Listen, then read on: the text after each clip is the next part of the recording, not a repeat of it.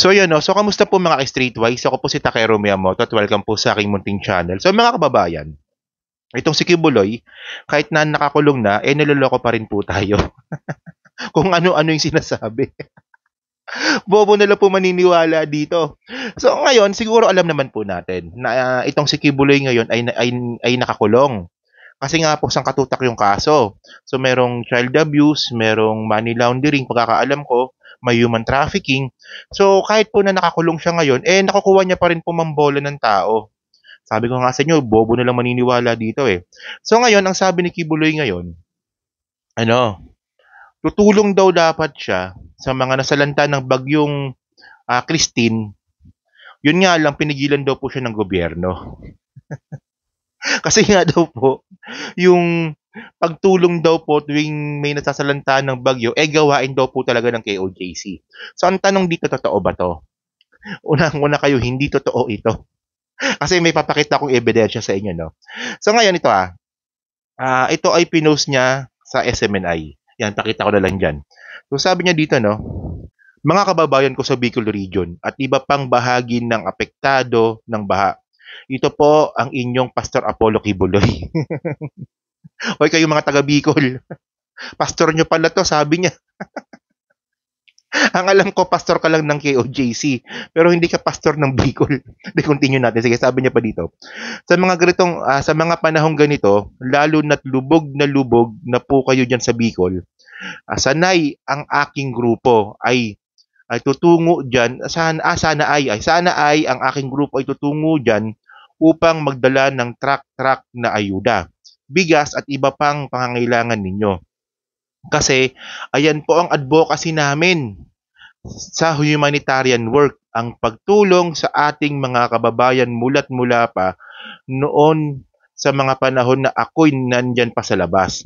Ngunit ngayon po, masakit ang aking kalooban sapagkat hindi ko kayo matulungan. Frozen po ang lahat frozen po lahat ng asset namin.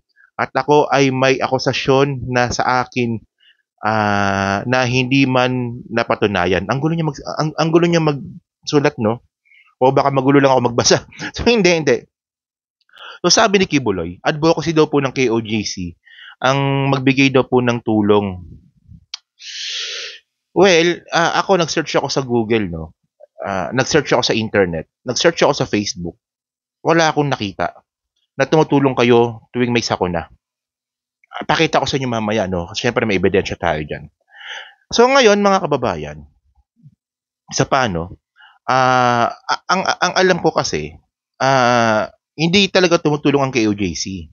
Kasi, di ba naalala nyo nung nakaraang hearing po sa Senate, ang sabi ng mga miyembro mismo ni Kibuloy, pag sila po nagkakasakit, binibigyan lang po daw sila ni Kibuloy ng 100 or 200 pesos para pamasahe doon sa public hospital.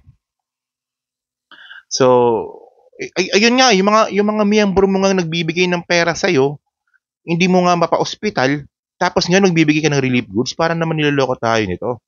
At ang alam ko talaga, no, ang ginagawa ni Kibuloy, nagpapahinto po siya ng lindol. Nagpapahinto po siya ng pandemic. Nagpapahinto po siya ng bagyo. Hindi siya nagbibigay ng relief goods. Dapat pahintuin mo na lang yung bagyo kahit na nasa kulungan ka. So ito pakita ko sa inyo, no. So meron tayong papakita sa inyo na wala talaga. Wala akong makita na advocacy talaga ni Kibuloy itong tumulong tuwing may sakuna. O malamang nagbibigay siya minsan para for publicity, pero pag sinabi mong advocacy, iba kasi 'yun eh. Pag sinabi mong advocacy, ibig sabihin nun, habit mo 'yan. Palagi mong ginagawa 'yan. 'Yun nga lang, wala po akong makita, 'di ba, sa internet na advocacy ng KOJC ang mamigay ng relief goods or tulong tuwing may sakuna. So pakita ko sa inyo. Yan, no? So ito mga ka-streetwise, no? So punta tayong Google. So i-type natin, unang-una, ayan, Iglesia ni Cristo. Iglesia ni Cristo Relief Operation. So ayan ang tinype ko. So ngayon, pag tinype natin to Iglesia ni Cristo Relief Operation, makikita natin marami. 'Di ba? INC Relief Goods to Marawi evacuees the Iglesia ni Cristo, 'di ba? Relief operations for Taal victims, continue church doing its part. So, mga kababayan, tandaan natin na ang Iglesia ni Cristo ay, ang alam ko is 2.5 million to 3 million yung member nito.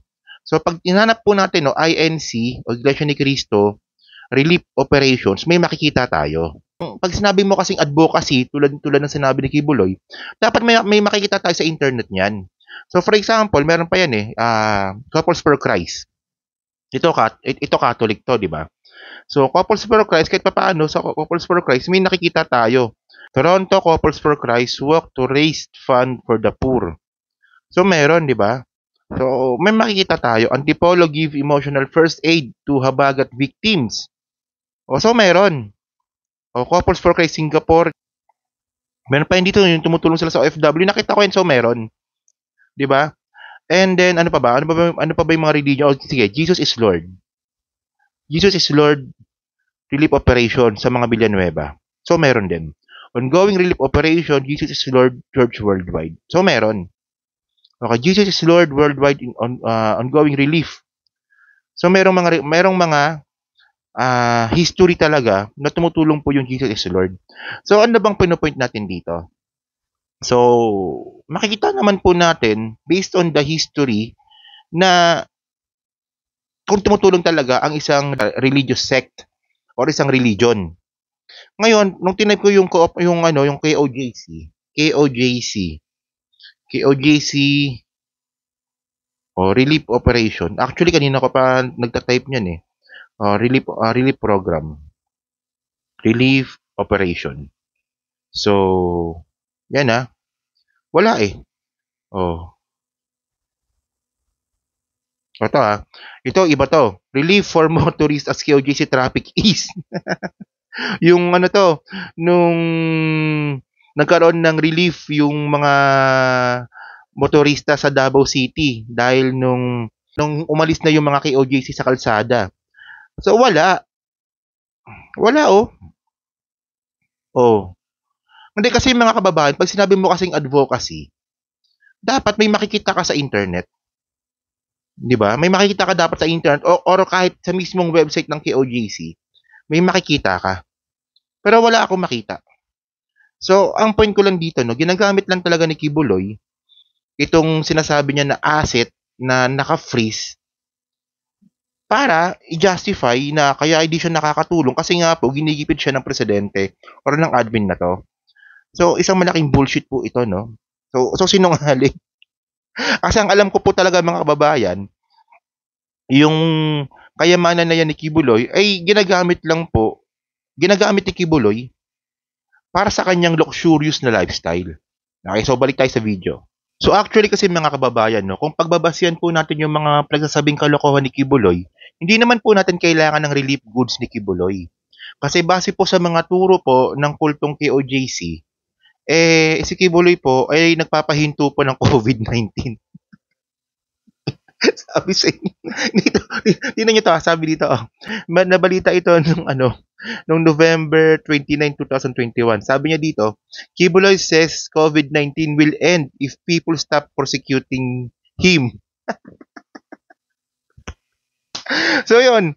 So nawala na yung COVID, di ba? Almost wala na no? So natigil yung COVID pero mas lalo pa ring na prosecute si Kibuloy. Tapos hindi pa yan, meron pa yan dito, ito pa Ito nabalita naman ito 5 years ago. So sabi niya dito, Kibuloy, I yield at the Mindanao quake to stop it stop. So nagpapahinto ng pandemic, nagpapahinto ng ng lindol. So ngayon, bakit ang sinusumbat ni Kibuloy advocacy namin yung tumutulong tuwing bagyo kahit wala naman tayong nakita. Kung kaya mo pala magpahinto ng lindol tsaka ng pandemic, bakit hindi mo na lang pahintuin yung bagyo? Kung totoong anak ka ng Diyos. So, bula ang propeta ka kasi. Medyo natawanan talaga ako, no?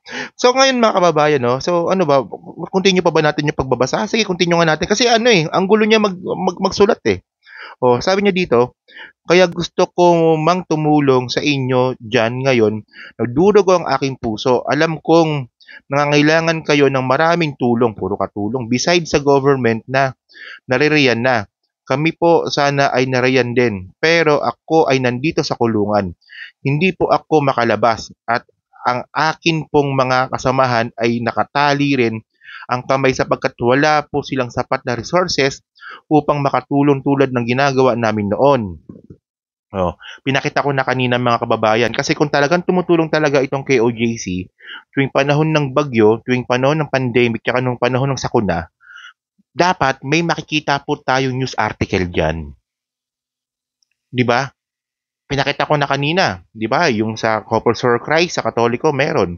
Tapos kung pupunta kayo sa website ng Caritas Manila, sa Katoliko din po 'yun, meron din po doon. 'Di ba? Tapos INC tumutulong, Jesus is Lord tumutulong. So bakit yung nung sinearch natin yung Kingdom of Jesus Christ ni Kibuloy, wala tayong nakitang meron silang relief goods. 'Di ba? Sabi ko nga sa inyo kung meron man 'yan, ito yung pinapakita nila sa SMNI, kung meron man 'yan, this is only for the publicity. So, ngayon ang lumalabas dito no, parang sinisisi pa ni Kibuloy kung bakit hindi siya tumutulong, kung bakit hindi siya makatulong ngayong sa panahon ng sakuna kasi nga daw kinulong daw po siya. Na-prosecute daw po siya sa mga bagay na wala daw siyang kasalanan. Bullshit to kasi una nga tayong nakitang tulong eh. 'Di ba? Ewan ko ba. Ako na speechless lang talaga ako. So yun mga streetways no kasi ang nakita natin kay Kibuloy, luxurious na buhay. 'Di ba?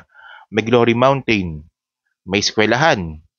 Eskwelahan daw yun pero parang wala naman tinuturo. Tapos may religion, 8,000 lang yung miyembro. 8,000 na nga lang yung miyembro ni Kibuloy. Meron pang private plane. Tapos isang katutak na bank accounts. Ayun ang nakita natin. Pero yung tumulong, that's bullshit, no? So yun. So yun mga ka-streetways. So kayo po, ano pong masabi nyo nga po dito sa bagong pautot na naman ni Kibuloy? Kayo ba naniniwala ba kayo dito na tutulong sana siya, yun nga lang nakakulong siya? Parang matayang gago niya pag naniwala tayo dito. So yun, so yan po sa Team Replay. So syempre, pa-like, pa-subscribe, and then kung di naman kalabisan, pa-share na rin po ng video po na to. Okay? So kita na lang ulit tayo sa susunod na video, and then next week po, papahinga lang po ako ngayon, magla-live stream po tayo. Balik tayong live stream araw-araw, starting Monday. So, salamat po. Thank you po. Bye-bye.